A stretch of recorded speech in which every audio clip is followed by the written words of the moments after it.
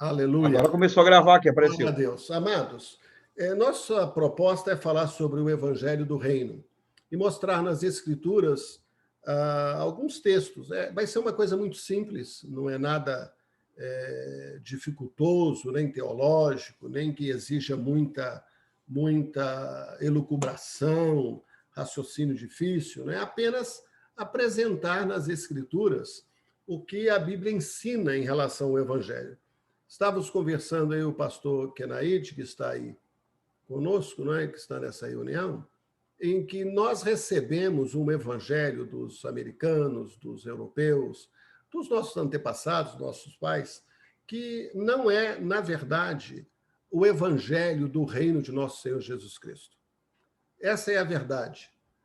E nós, quando vamos estudar as Escrituras sem auxílio destes homens do passado, que são de Deus, que foram instrumentos na mão de Deus para fazer a sua obra, mas que não têm a palavra final da interpretação das Escrituras.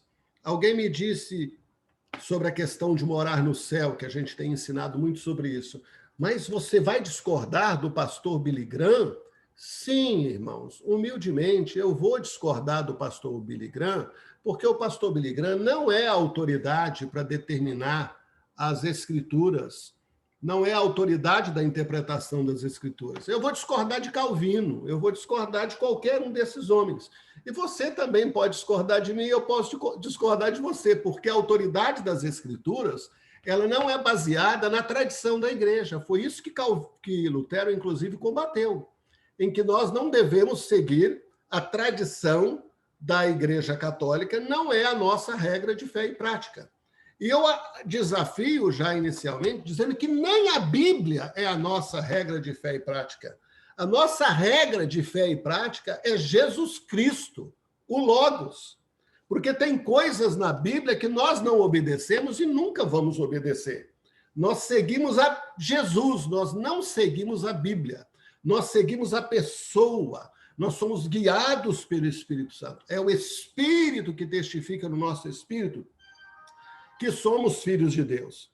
Então, é esta a proposta de que nós não devemos considerar as tradições que recebemos, as interpretações que recebemos. Nós temos conversado muito com alguns irmãos e eles, às vezes, não é que ficam constrangidos, eles talvez não entendam, quando usam determinadas expressões que nós usamos, palavras que nós usamos, frases que nós usamos, que elas não têm nem base nas Escrituras, elas não têm nem base nas Escrituras, muito menos naquilo que possa promover o relacionamento nosso com Jesus Cristo.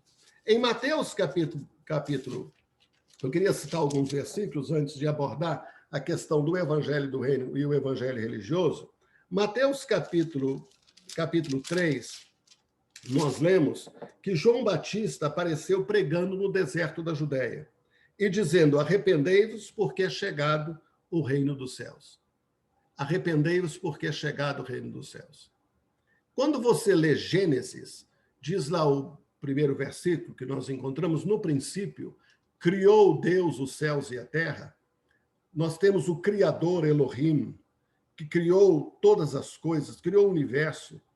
Antes de Deus fazer essa criação, tudo isso que nós conhecemos, as árvores, todas as coisas que nós experimentamos visíveis naquilo que nós entendemos, tudo isso não existia, mas Deus era. Deus era. Antes de houver qualquer coisa, Deus era. Deus não existe. Nós existimos. Deus é. No princípio era o Verbo. No princípio era o Verbo. E o Verbo não estava com Deus. O Verbo era com Deus. E o Verbo é Deus. O Pai, o Filho e o Espírito Santo, como nós conhecemos, ele era. Então, quando aparecemos aqui na criação, no princípio criou Deus os céus e a terra, já aparece claramente a figura do Senhor, do Criador, do dono. Já aparece abertamente a ideia, a revelação do reino.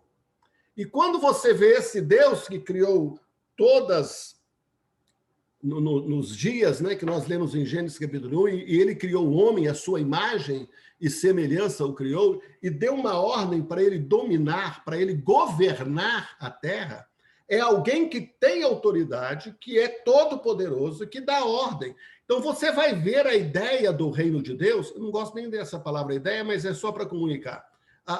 Nem gosto da palavra realidade, também ela não é bíblica. O reino de Deus é a pessoa de Deus. Deus é o rei, Deus é o Senhor, Deus é, e Deus criou. Então você já vê Deus atuando, a revelação dele já é a revelação do Senhor, já é a revelação do Todo-Poderoso, já é a revelação do Rei, já é a revelação daquele que faz aquilo que lhe apraz, faz aquilo que ele entende que tem que fazer. Então, quando nós temos esta verdade estabelecida no nosso coração, é esta verdade que você vai encontrar nas Escrituras todas e que João, no deserto, já começa a trazer. Olha, arrependei-vos, muda de pensamento, muda de mente, o que você tem aprendido, o que você pensa, o que você conhece como religião, essas adorações que você faz lá no templo, esses cabritos que você oferece, essas pombas que você traz do templo, tudo isso você tem que mudar de pensamento. Arrependei-vos, essa maneira sua de ser, essa cultura que você está envolvida, esses conceitos que você recebeu aí do Império Romano, essa história que você tem de 2.000, 3.000, 4.000 anos, você tem que repensar isso. Arrependa-se. Por quê? Porque o reino de Deus está aqui. Porque o reino de Deus chegou. E o reino de Deus chegou porque Jesus chegou. Quando ele disse o reino de Deus está aqui, Jesus já estava entre eles. Claro, Deus está em todos os lugares, mas o verbo que se fez carne, que se tornou homem, já estava entre eles. E ele, então, encontra com o verbo um dia e diz assim, eis o Cordeiro de Deus que tira o pecado do mundo. O Cordeiro de Deus que tira o pecado do mundo não é mais aquele cordeiro que era oferecido uma vez por ano. Não era o cordeiro que era oferecido no templo. Ele era filho de sacerdote. Com essa frase, ele fechou o templo, ele acabou com a classe sacerdotal, ele destruiu toda a religião judaica só com essa frase, eis o Cordeiro de Deus que tira o pecado do mundo. Esta verdade, a verdade, e ele veio trazendo verdade e graça, ela tem uma consequência muito maior que nós talvez não entendamos hoje no nosso contexto. Que nós não entendamos com as nossas tradições, que nós não entendamos como batista, como presbiteriano, como pentecostal. Nós estamos ainda impregnados dessas coisas, nós ainda temos essas tradições. E já não são tradições só que vieram. Aí eles começam a discutir se a gente deve fazer festa, se não tem que fazer festa, se tem que comemorar o Yom Kippur, se não tem que comemorar. Começa a discutir todas essas tradições e Jesus está dizendo o seguinte, o Espírito de Deus está dizendo, arrependei-vos, porque o reino de Deus está aqui. Agora é só Jesus, é o reino de Deus, é Ele. Aí Mateus 4, versículo 17, diz a Bíblia, desde então, começou Jesus a pregar e a dizer, olha só, a pregar, o querigma, e a dizer, as conversações de Jesus e a pregação de Jesus era essa, arrependei-vos, porque é chegado o reino dos céus. João Batista veio, arrependei-vos, porque é chegado o reino dos céus.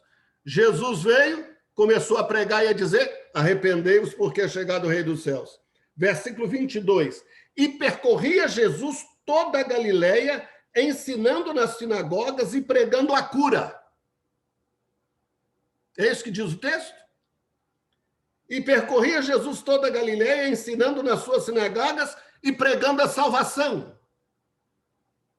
Jesus estava pregando que você vai morar no céu, que você vai ser abençoado. Não. E percorria Jesus toda a Galileia. Ele passou a pregar, ele passou a dizer, fazia parte da conversação dele, e ele passou a ensinar nas suas sinagogas e pregando o evangelho do reino e curando todas as enfermidades e moléstias entre o povo. Ele tem a pregação do reino, que é poder, e ele demonstra esse poder com as curas e os sinais que ele faz. E Mateus 10, só mais esse versículo de Mateus. Mateus 10, ele diz assim, e indo pregai, dizendo, é chegado o reino dos céus. A nossa mensagem é uma só, é chegado o reino dos céus. É chegado o reino. Não é, a nossa pregação não é você aceita Jesus como seu Salvador. Aceita Jesus como seu Salvador. Não tem nem isso na Bíblia. Não tem. Me dá um versículo nas Escrituras que fala que você deve aceitar Jesus como Salvador. Não tem, irmãos. O rei chegou. Agora você vai ter um encontro com o rei. Não olha os hinos que nós ouvimos. Manso e suave, Jesus está chamando. Chama por mim e por ti. Aí você vem de cabeça reclinada para aceitar a Jesus. Jesus, ele diz, eu sou manso e humilde de coração no nosso relacionamento com ele. Mas o nosso rei não é manso não, irmãos. Você já viu o que o manso Jesus já fez na história? Quando ele mandava um anjo e matava 30 mil pessoas? Aonde tem mansidão nisso, irmãos? Onde tem mansidão no rei que aparece, que nós chamamos de Antigo Testamento, que nem tem esse negócio, né? Porque a aliança ela é uma só, ela é antiga, porque o novo, Jesus é o novo, mas o mesmo Deus da nova aliança é o mesmo Deus da antiga aliança. Ele não mudou. Ele continua mandando matar. A Bíblia diz lá em Deuteronômio que Deus é quem mata.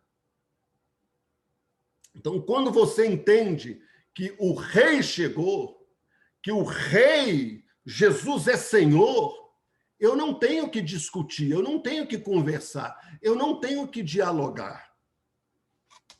O rei chegou, e os judeus entendiam isso lá dos dias.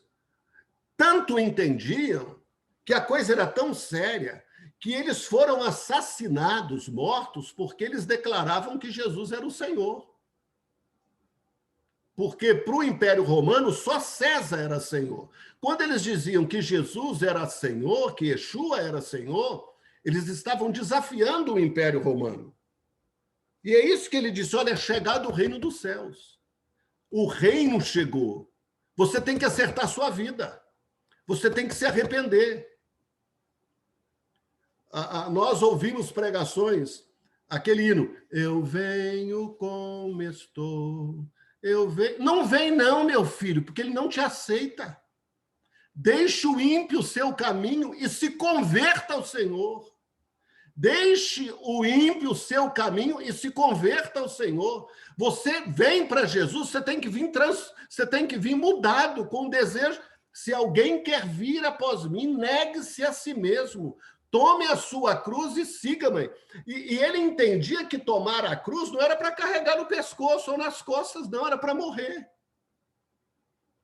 Seguir a Jesus, decidir seguir ao Senhor, é decidir morrer. Quando ele vem e diz, recebereis poder ao descer sobre vós o Espírito Santo e ser-me-eis testemunhas, nós já falamos sobre isso. A palavra lá não é testemunha. Isso é falso. Isso é mentiroso. A palavra lá é ser-me-eis mártires. Você vai ser mártir. Você vai morrer por amor a mim. É isso que ele está ensinando. Quem quer morrer por Jesus? Porque para ganhar a vida, você tem que morrer. Essa é a mensagem do Evangelho. Para ganhar a vida, você tem que renunciar a tudo quanto tem. Foram isso que os discípulos conversaram com Jesus e falaram: Senhor, nós deixamos pai, deixamos mãe, você, o que nós vamos ganhar? Eles tinham entendido a verdade. Vocês não vão ganhar nada. Depois Jesus, então, acrescentou: aquele que deixou pai e mãe vai receber 100 vezes mais. Mas ele acrescenta lá no Evangelho de Marcos uma expressão: com perseguições, com lutas, com perseguições.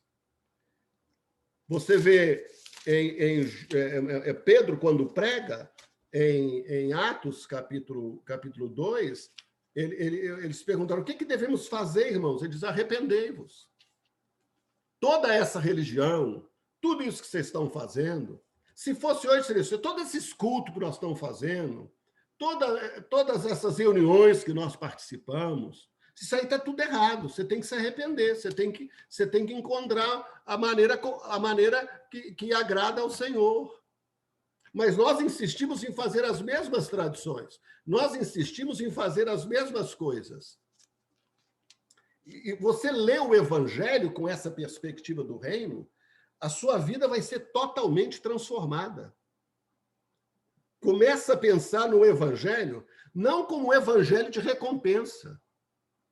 Eles seguiam a Jesus. O que Jesus ofereceu para Pedro quando ele encontrou com Jesus lá no Mar da Galileia? Ele ofereceu: você vai ser pescador de homem. Essa foi a promessa que ele deu para ele. Ele não deu promessa de que ele ia prosperar muito, de que o negócio dele da pescaria... Você pode observar que por 2 ocasiões, quando eles vão encontrar, né, com Jesus, o negócio deles já tinham quase que falido. Porque na primeira, Jesus fez aquela ordem para eles pescarem muitos peixes. E lá depois da ressurreição, a mesma coisa. Eles não tinham essa dimensão da bênção para seguir a Jesus. Você não segue a Jesus para ser abençoado, irmãos. Essa é uma mensagem falsa. Você não segue a Jesus para ser curado, irmãos. Essa é uma mensagem falsa. Essa não é a mensagem do Evangelho. Você não segue a Jesus para prosperar, irmãos. Essa mensagem é uma mensagem falsa. Você não encontra isso aqui na Bíblia. Aceite Jesus ou converta-se a Jesus para você ser abençoado. Não, nós entregamos a Jesus porque Ele é Senhor. O que vai acontecer com a minha vida depois disso não é assunto meu. Eu posso vir a ser abençoado. Eu estou abençoado, sou nos Estados Unidos, rapaz, tenho um bom emprego, tenho um escritório. Mas tem irmãos que estão lá no Iraque, que eles não têm escritório, não, irmãos. Eles recebem a Jesus para morrer mesmo, literalmente. Aqueles que estão na China vão para o campo de concentração. Então, que Deus é esse que eu passo a segui-lo e o meu prêmio vai ser preso 3 anos, 10 anos, 15 anos, 20 anos? É porque nós temos a perspectiva apenas do nosso local, da nossa cidade, do nosso país. Nós não temos a perspectiva do Evangelho em toda a terra. E o que significa isso? Nós não queremos ser perseguidos, por isso nós estamos combatendo o comunismo no Brasil. Mas a igreja aí já é perseguida por uma coisa pior no Brasil, pelo materialismo.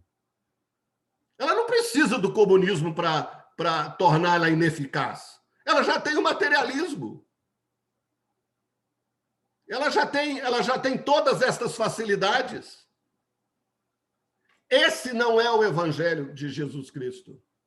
É verdade, eu vou ser curado. Jesus me cura. Mas tem outros que Jesus não cura, irmãos. Ele mata. Tem outros que morrem acidentado. Tem outros que morrem queimado. Então, eu vejo os irmãos nesses dias aí de Covid, né? As pessoas me mandam mensagem. Eu não estou falando isso para julgar ninguém, não. Olha que bênção, o pastor foi curado. Pois é, minha sogra morreu. Que bênção, ela morreu, irmãos. Não é porque ela é sogra, não, viu? O meu pai morreu. Eu quase morri. Agora, o evangelho do reino é o evangelho que declara que, mesmo se isso acontecer comigo, eu continuo sendo abençoado, porque eu fui salvo, eu fui alcançado por Jesus. Eu fui alcançado por Jesus para ser semelhante a ele, irmãos. E para ser semelhante a Jesus, eu tenho que sofrer. Para ser semelhante a Jesus, eu tenho que morrer. Para ser semelhante a Jesus, eu tenho que ser crucificado. Para ser semelhante a Jesus, eu preciso morrer para receber o Espírito Santo, que é o poder de Deus que me vivifica dentre os mortos. Essa é a mensagem do Evangelho.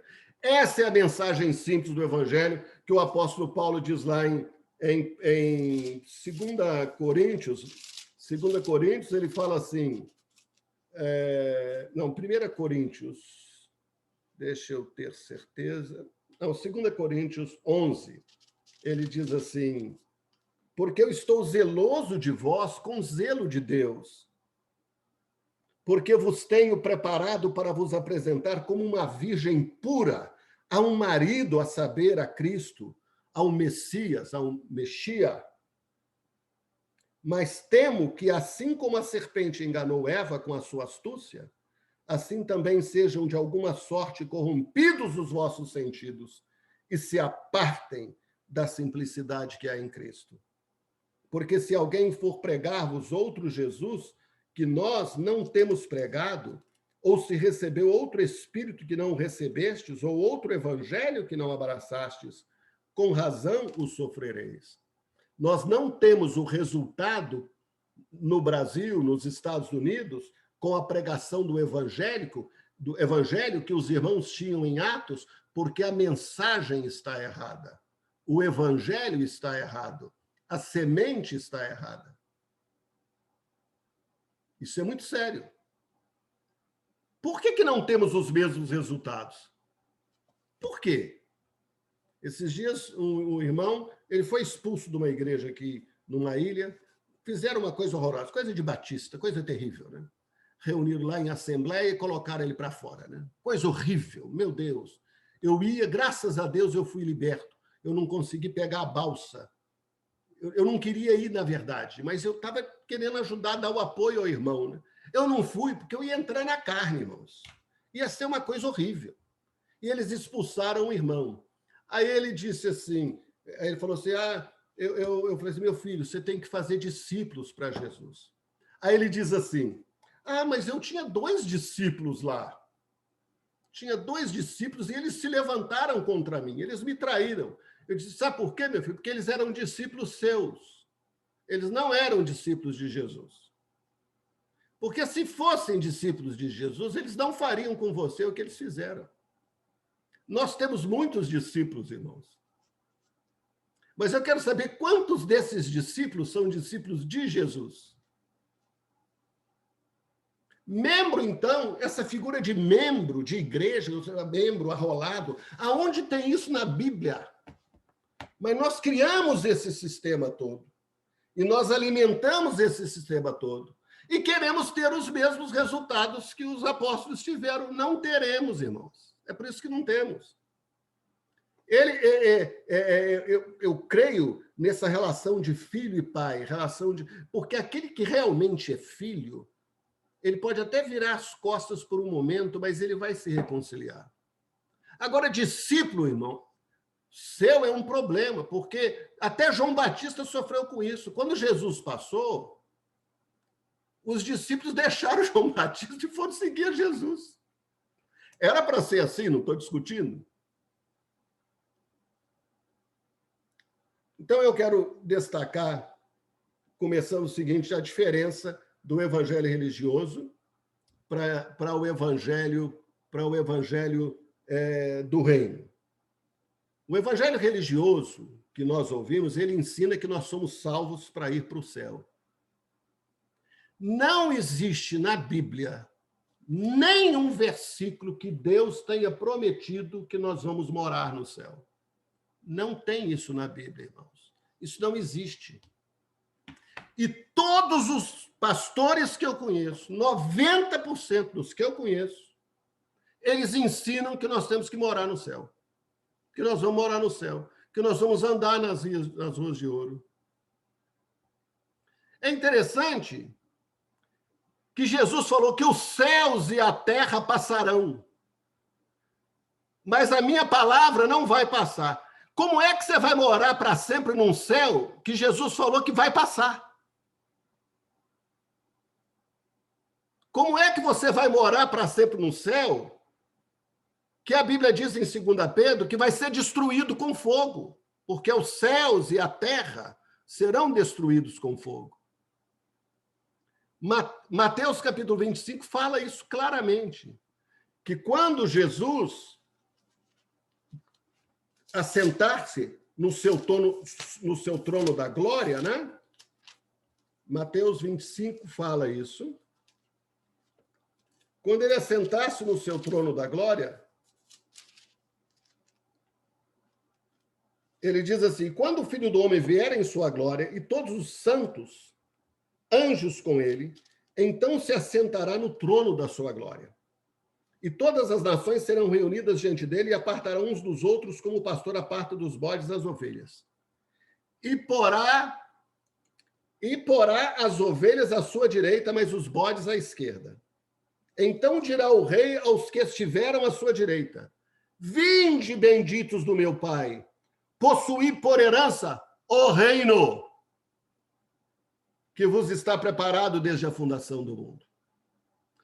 O texto que eles usam para dizer que nós vamos morar no céu é que Jesus foi preparar um lugar no céu. Está lá em João capítulo 14, né?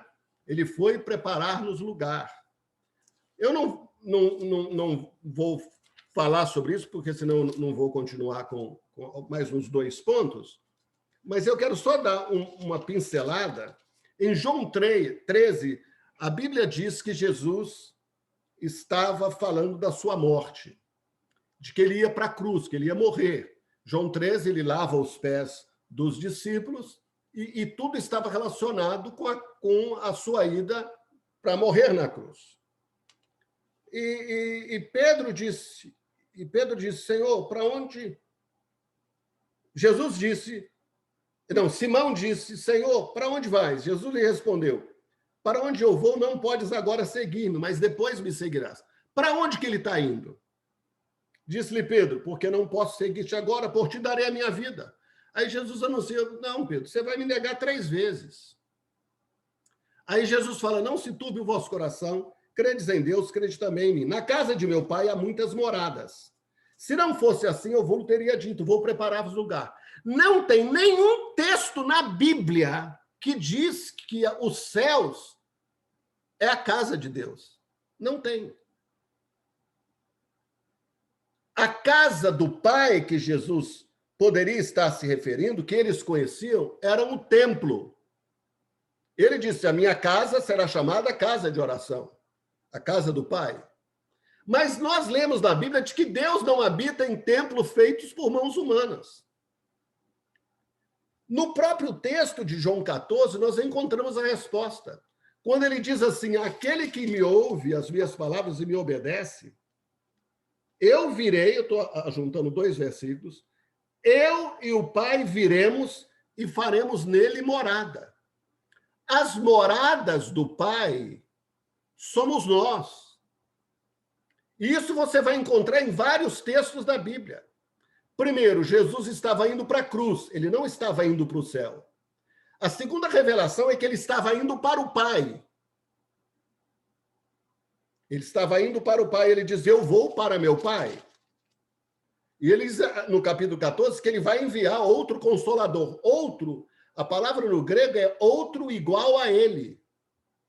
E se você continuar lendo esses capítulos, você não vai encontrar, nem no capítulo 15, no 16, no 17, no 18, até o final, no 22 de João, você não vai encontrar nenhuma referência ao céu.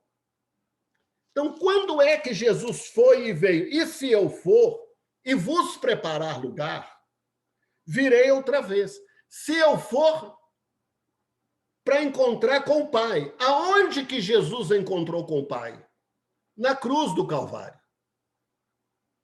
Porque Deus estava em Cristo, na cruz, reconciliando consigo o mundo. Ele foi e voltou. E ele diz: eu vos levarei para mim mesmo, para que onde eu estiver, estejais vós também. Aí Jesus diz assim, quando se despede dele da terra, ele diz assim: e estarei convosco até a consumação dos séculos. Jesus está com os discípulos até a consumação dos séculos. Ele esteve com João, com Pedro, mas ele esteve, vou usar um termo, na pessoa do Espírito Santo. Agora, ele e o Espírito Santo são um. O Pai e ele são um. Isso não tem nada a ver com o céu. E é um absurdo você pensar que Jesus está até hoje no céu, com uma vassoura na mão, preparando uma mansãozinha para você morar, né? Aí a gente mora numa casa simples aqui na Terra, a gente fica sonhando que vai morar com uma mansão no céu. Isso é capitalismo puro, meu irmão. Isso é materialismo puro. Isso é muito feio. Isso não tem valor no Evangelho de nosso Senhor Jesus Cristo. Nós somos a casa do Pai. Nós somos as moradas de Deus. E ele já mora em nós, não é na eternidade, não, é agora, é já. Nós somos a habitação de Deus, nós somos o templo de Deus. Isso é o que ensina a Bíblia. Então, nós não somos salvos para o céu, nós somos salvos para entrar no reino. Jesus falou em João 3, o necessário é que você nasça de novo. Se você não nascer de novo, você não pode ver o reino. As pessoas hoje, os crentes, veem tudo, veem o diabo em tudo quanto é coisa. Vê a pandemia, é o diabo. Vê os problemas do Brasil, é o diabo. Vê o STF, é o diabo. É mesmo, deve ser mesmo o diabo. O STF tem razão. Deve ser, né? Agora, tudo é o diabo. O que o diabo faz? Que diabo, irmãos? Eu sei que o diabo atua, eu sei que o diabo existe, mas eu não vejo o diabo em nada. Eu não vejo o diabo em nada. Eu vejo Deus. Eu vejo o Senhor. Porque a Bíblia diz que bem-aventurados são os limpos de coração, porque eles verão a Deus. Então você vê boa parte dos pregadores falando que o diabo faz isso, que o diabo faz aquilo, que o diabo vai tentar que o anticristo, fora a questão do anticristo, que as últimas coisas, que o diabo está tomando conta da terra, que o diabo, ok, irmãos. A pessoa que fala assim, ela não entendeu o reino de Deus. Eu vi o Senhor assentado no alto e sublime trono. Veja o apóstolo Paulo, Pedro, veja nas escrituras eles atribuindo alguma coisa ao diabo. É raríssimo um texto que ele fale sobre o diabo, que o diabo fez isso, que o diabo fez aquilo, que teve perseguição é o diabo, que teve luta é o diabo, que nós perdemos os bens é o diabo, o acidente do carro foi o diabo. Que diabo, irmãos? É Deus quem governa, ele é quem reina. Ainda que o diabo venha me atacar, e ele me atacou, irmãos, ele matou todos os meus filhos, ele destruiu todas as minhas propriedades, ele destruiu tudo que eu tinha, irmãos. E agora eu tenho uma chaga mortal, eu estou cheio de doença, irmãos. Sabe quem que eu vou dizer que fez isso, irmãos? Eu vou dizer que foi Deus. Foi isso que Jó fez. Aí os teólogos de hoje falam que Jó não entendia bem ainda as coisas, né? Ele não percebia. O amigo de Deus não entendia Deus. Aquele que conhecia Deus e ouviu falar, mas agora os seus olhos o veem, ele não entendia nada. Quem governa é Deus. Esse Biden aí, infeliz, esse presidente, que Deus tenha misericórdia da vida dele, foi Deus que o colocou ele lá. E Deus tem um propósito. Deus tem um propósito para tudo, irmãos, até para as coisas mais terríveis que nos acontecem. Isso é que é ver o reino. E se você não nascer de novo, você não pode entrar no reino de Deus. Você nasce de novo não é para herdar o céu, irmãos. É para entrar no reino. Não é para ser abençoado, é para entrar no reino. E só entra no reino quem é a imagem e semelhança de Jesus. Esse é o propósito eterno de Deus, que sejamos feitos à imagem e semelhança. Outro ponto, salvo para adorar. Nós somos salvos para adorar. Esses dias a gente tem ouvido muitas pessoas, né? O fulano morreu, ele morreu. Ele descansou em Deus. Não, irmãos, ele não vai descansar ainda, ele vai trabalhar. E quando a gente morre aqui, a gente vai para o reino, a gente não vai para descansar. A gente vai para trabalhar. Porque o trabalho, irmãos, lê lá em Gênesis capítulo 1, foi criado por Deus para ser a nossa adoração a Ele. Você acha que cantar, bater palma, é louvar e adorar? Deus tem 1 bilhão de passarinho que faz isso. Deus tem 1 bilhão de animais que fazem isso. A gente adora quando a gente dá comida ao pobre, quando a gente serve o nosso semelhante, quando a gente trabalha no escritório, que você está resolvendo problemas. E na eternidade, o que nós vamos fazer, irmão, não é descansar. Porque a ideia que a gente tem de morar no céu para descansar é que a gente trabalhou tanto, né? A vida difícil, aí nós vamos sentar numa rede. Meu irmão, você não aguenta descansar mais de um dia, uma semana. A gente vai para a praia, com uma semana a gente já está cansado de descansar. É horrível esse negócio de descansar. Eu gosto de trabalhar, irmãos.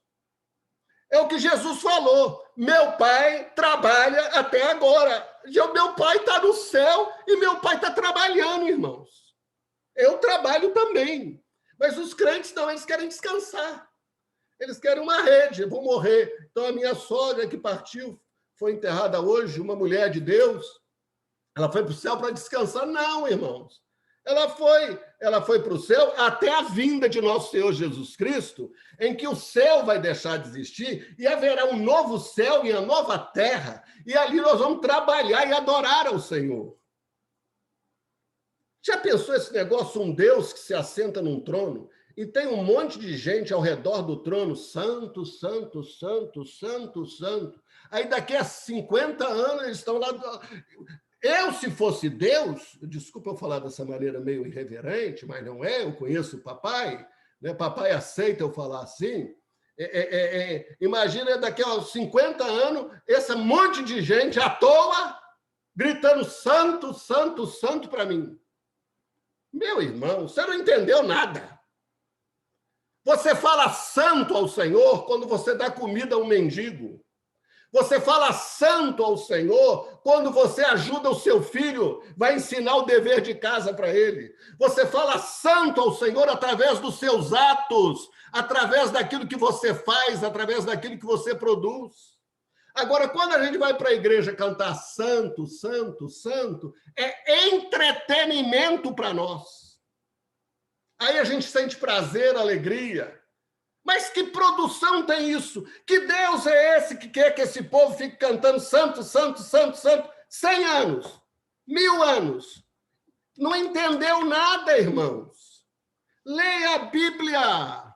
Ele criou o homem e colocou o homem no jardim para quê? Para lavrar a terra, para produzir, para criar cultura de acordo com a sua glória. A cultura hoje que é criada é uma cultura religiosa. É um monte de regras, é um monte de peranducales, nem sei falar essa palavra, é um monte de bolinha que você coloca na árvore de Natal. Penduricalho. Penduricalhos, isso, obrigado. Esses monte de penduricalho, que você tem que fazer a ata, vamos fazer a ata para reunir a igreja, aí você faz uma ata.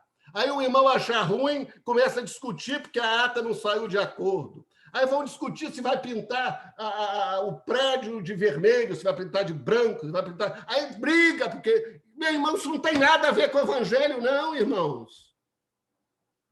Vai para a rua dar comida ao pobre. Vai para a rua sustentar as viúvas. Esse evangelho, esse discurso que nós temos, não é adoração. Eu entendo, é adoração porque Deus tem prazer em ouvir eu cantar, mas ele só tem prazer se eu tiver prazer. Porque o texto diz, agrada-te do Senhor e ele satisfará os desejos do teu coração. Não é para eu agradar o Senhor. Não queira agradar a Deus, meu irmão, porque você não vai conseguir. A única maneira de agradar a Deus é pela fé. É quando eu recebo o sacrifício de Jesus e falo assim, Pai, o Senhor já me ama. O Senhor não vai me amar mais do que o Senhor me ama hoje.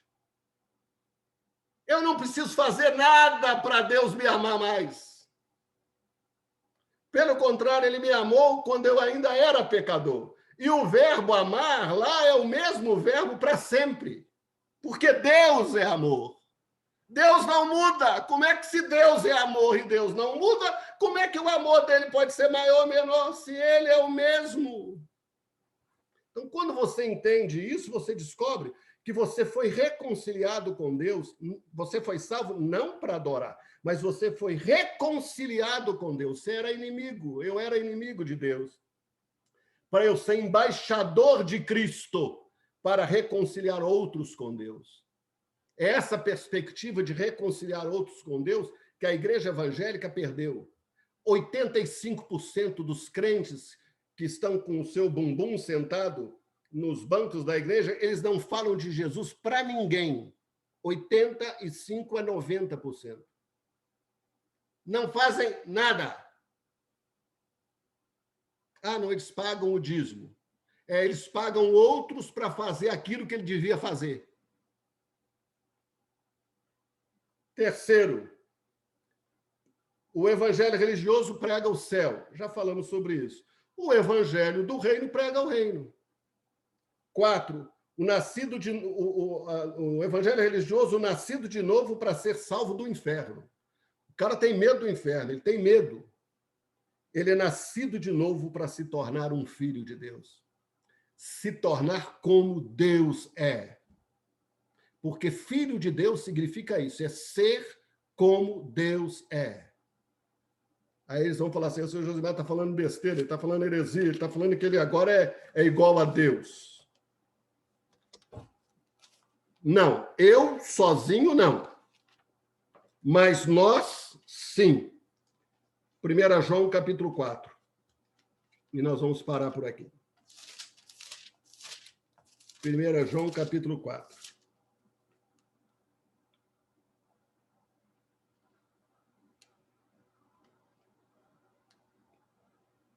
Aleluia.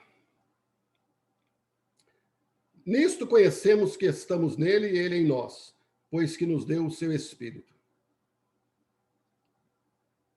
E vimos, eu perdi agora o versículo. Verso 17. 17, isso, é porque a versão que eu peguei aqui não é o que eu estava pensando. Nisto é perfeito o amor para conosco, para que no dia do juízo tenhamos confiança. Aqui é esse mesmo. Porque qual ele é, somos nós também neste mundo.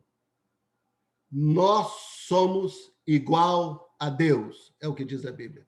Eu sozinho não, você sozinho não, mas a igreja, os filhos de Deus, sim. Nós nascemos de novo para nos tornarmos filhos de Deus.